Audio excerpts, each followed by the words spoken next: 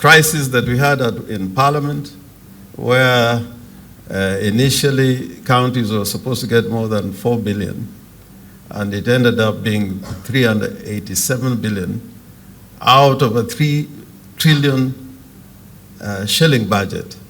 I think there's a paltry sum if you look at the constitutional responsibilities and mandate in agriculture, health sector, and roads. Just doing one good bridge, if you know the cost of just doing one bridge, it gets into hundreds of millions. So I don't want to be the carrier of bad news, but I think this debate, and it's a political question, a constitutional question, we must continue to fight for the counties.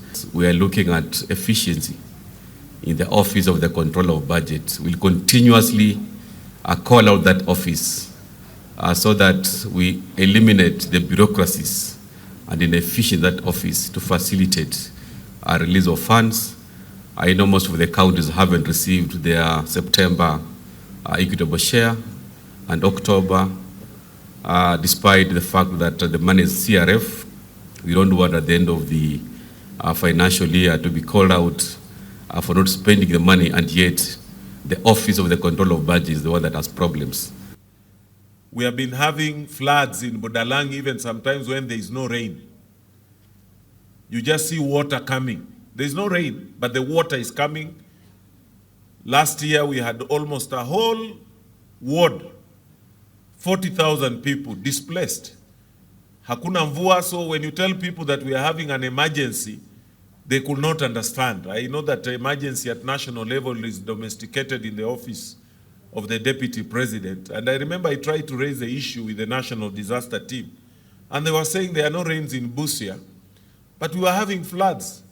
And all the crops were swallowed, livelihoods, because whatever they do upstream affects us here downstream.